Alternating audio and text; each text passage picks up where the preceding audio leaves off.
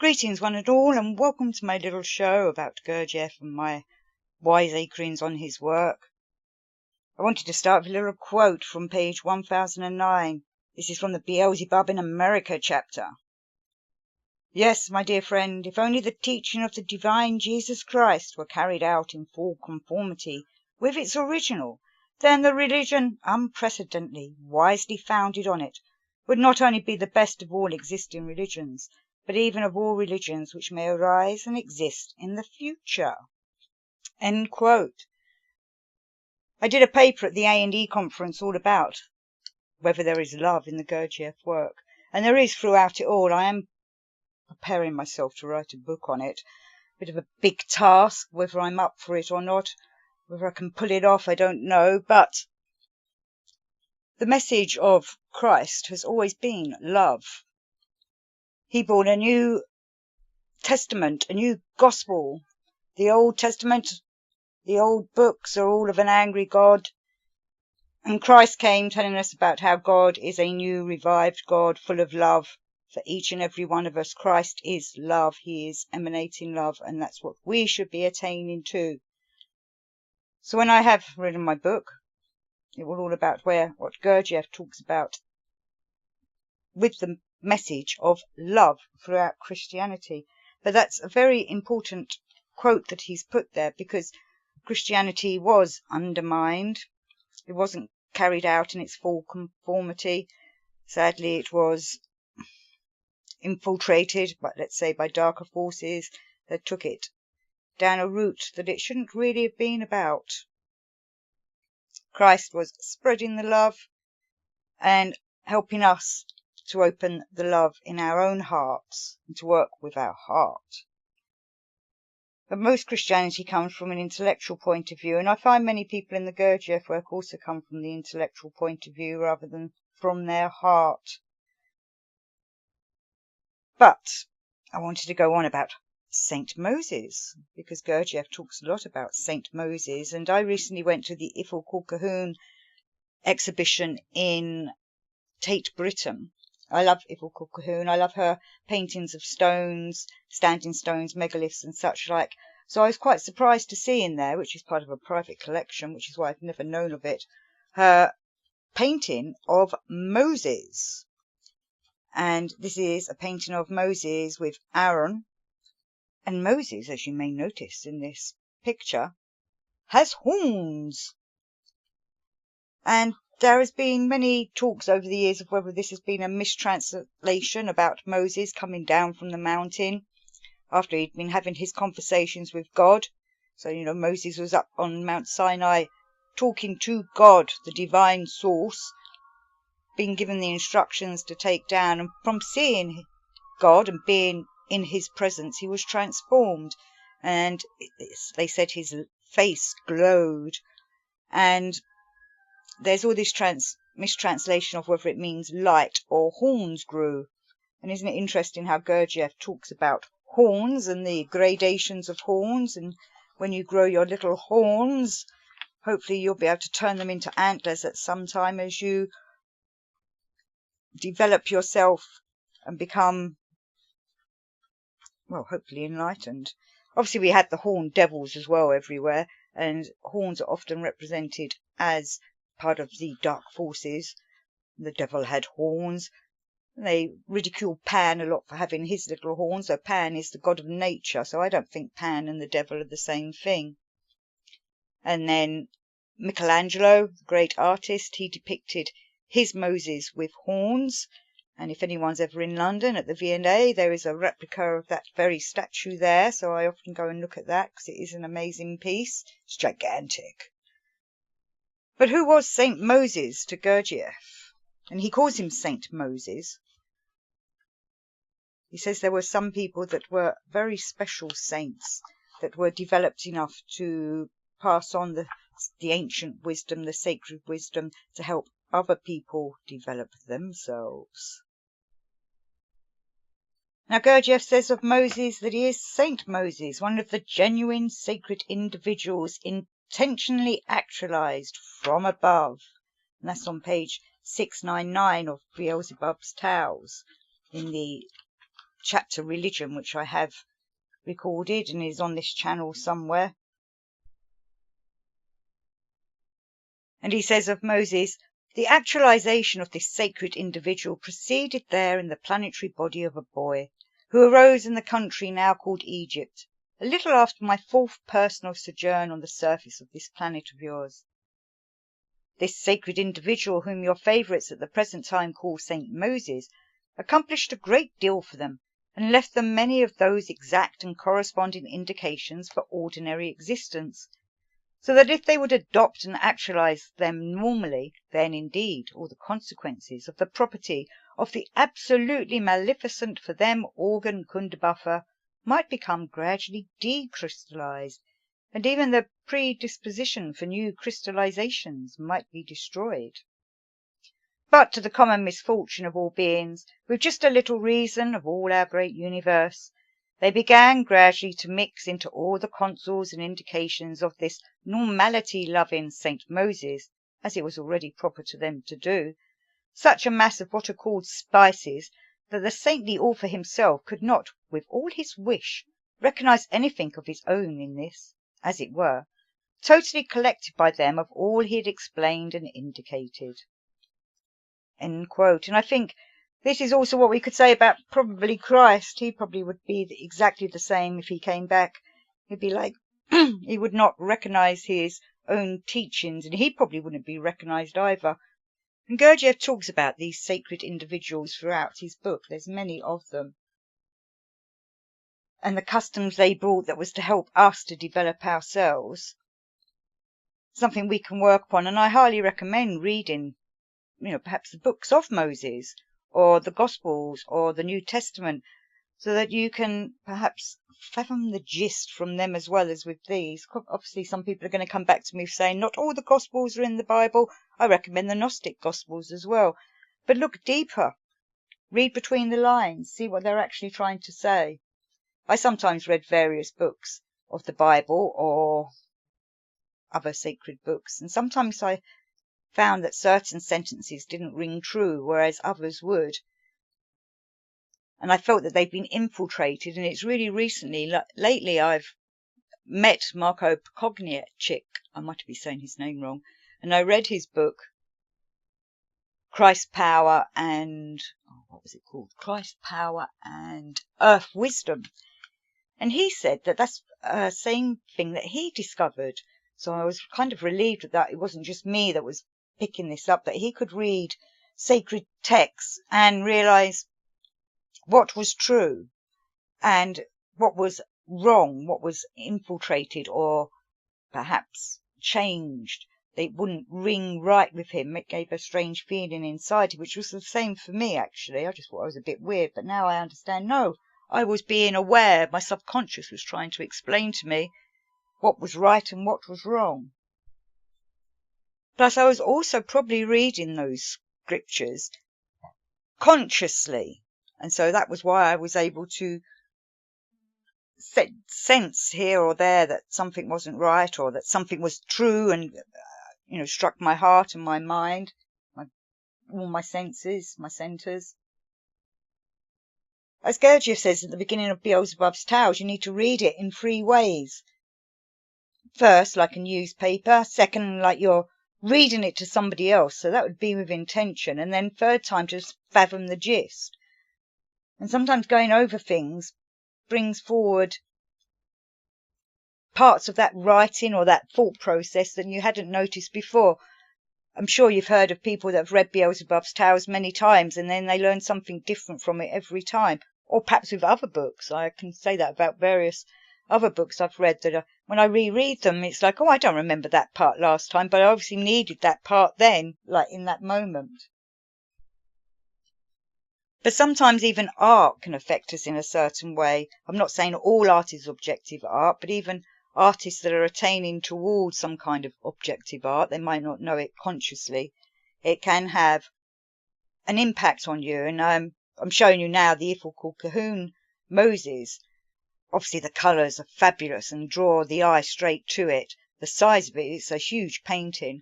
Moses is is it a stern face? Is it a concerned face?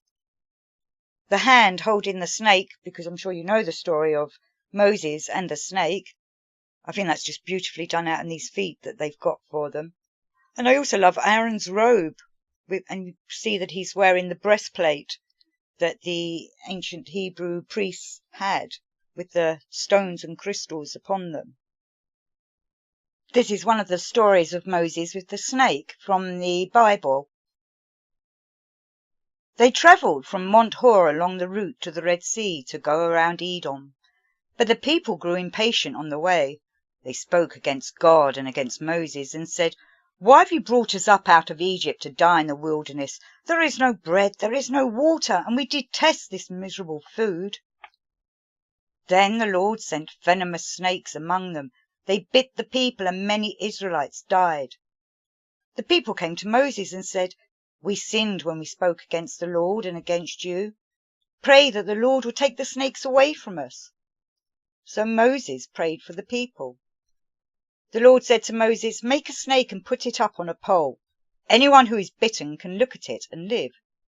So Moses made a bronze snake and put it up on a pole. Then when anyone was bitten by a snake and looked at the bronze snake, they lived. Now it's interesting that Moses could pray for the people. The Lord God had mercy upon the people, but Moses probably prayed with intention, a conscious prayer, as Gurdjieff says we should be doing. Most people waste their prayers willy-nilly, but when you pray consciously, it makes a difference. God might be listening. So why could this bronze snake heal people that have been bitten by snakes? Probably because they suddenly become aware that God was the one true God, and they had faith in him to heal them, and faith in that bronze serpent to heal them. So in some ways, even though they're having their faith put into a thing like this bronze snake, it was still connecting them to God, because it was God that had instructed that the bronze snake be made.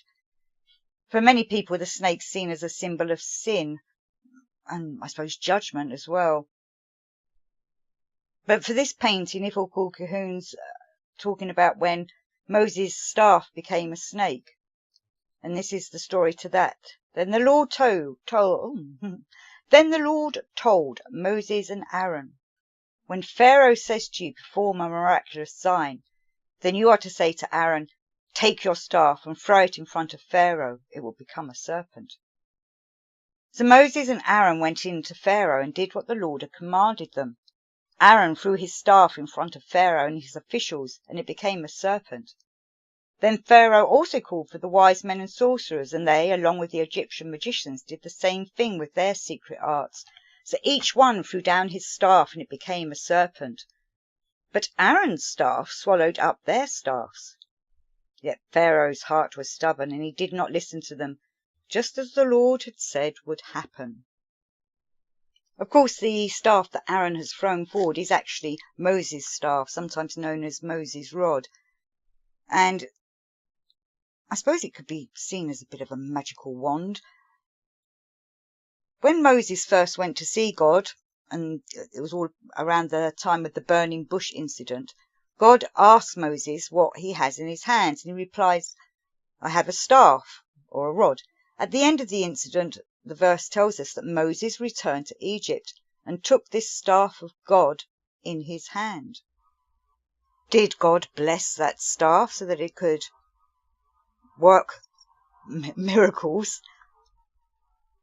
In some places, I think it's the Midrash, it says that this was originally a staff that had belonged to Adam in the Garden of Eden, and that he'd given it to Enoch, who'd given it to Noah, who gave it to maybe Shem.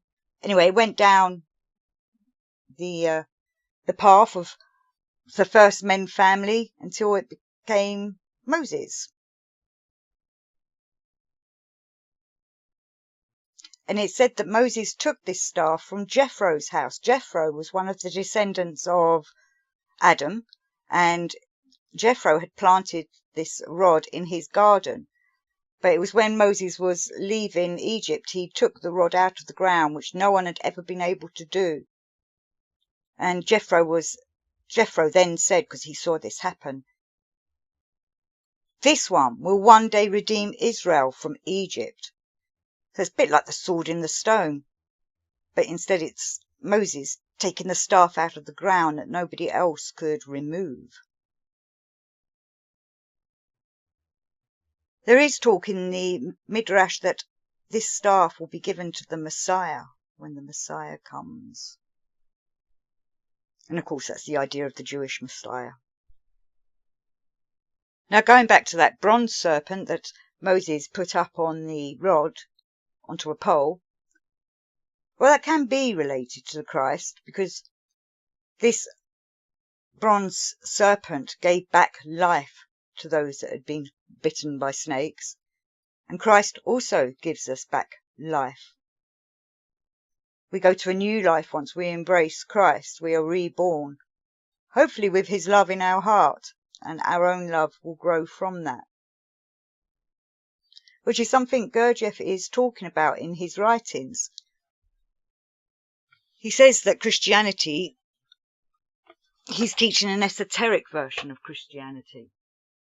But throughout Christianity, whether it's esoteric or exoteric, the Christ's message is love, which of course is also the 18th personal commandment of our common Creator, according to Gurdjieff in Beelzebub's Tales. And that 18th personal commandment of our common Creator is love everything that breathes. And I just want to read a little bit more from Beelzebub in America. At the root of every new doctrine upon which religions are founded, dogmas are always to be found which have been taken from earlier religions, and which had already been well fixed in the life of the people. And in this case the saying is fully justified which has existed among people from of old: there is nothing new under the sun. The only things new in these religious teachings, as I have said, are the small details, intentionally adapted by the great founders to the degree of mental perfection of the people of the given epoch. And so as the root of this same doctrine upon which the Christian religion is based, there was placed almost the whole of the previously existing great teaching which is now called Judaism, whose followers once also numbered almost, as is said, half the world. The great founders of the Christian religion, having taken the Judaic doctrine as their basis, changed only its outer details according to the degree of mental development of the contemporaries of Jesus Christ, and in it they effectively provided for everything necessary for the welfare of people. Provision was made in it, as is said, both for the soul and for the body, and it even provided all the necessary regulations for a peaceful and happy existence. And this was all surpassingly wisely provided for in such a way that this religion might be suitable also for people of much later epochs. Had the doctrine of this religion remained unchanged, it might even perhaps have suited these contemporary people who, by the way, our Mullah Nasir ad-Din defines by his expression, "He will blink only if you poke his eye with a rafter." At its origin there entered into this Christian religion, besides those specially established regulations for ordinary existence, which met the needs of the contemporaries of Jesus Christ, also many excellent customs which were already in existence and had become well fixed in the life of the people who were followers of the Judaic religion. Even these good customs which now exist among you in the Mohammedan religion were transmitted to you from the Judaic religion. Take, for example, just that custom of Sunniyat, or circumcision, which you mentioned. This custom was at first contained in this Christian religion also, and in the beginning was obligatorily and strictly carried out by all its followers. Only subsequently did it very quickly and suddenly entirely disappear from the Christian religion. I'm going to end the quote there. Now, why did it disappear? And thank the gods it did, or thank God it did. He's saying that obviously if the original Christian ways had continued, this religion would have changed the world. Or maybe not the religion. I think religion is a word that we shouldn't be using these days. But the teachings, as the same as the ancient wisdom, if they're kept pure, can help everybody live in a much more peaceful and happy existence. But, as we know, we're living in a world where religion or such like can be seen as superstition or has a lot of connotations that hurt people these days. There's a lot of reasons why people don't follow religion, which I'm not going to go into now. But then, whatever they've been through or whatever they've encountered has turned them away from finding God. Other people go and find God down other paths, which I still think is good. All paths lead to God, I believe, the divine source, the God above all gods. But as long as they're following a path of love to their God and not retribution, I was going to say then, or justice, like we all want someone to come down and bring justice to this world. But it seems quite a chaotic world that we're living in, and justice doesn't always reign supreme. But if we have love in our hearts, we can deal with the world in a much more ideal way.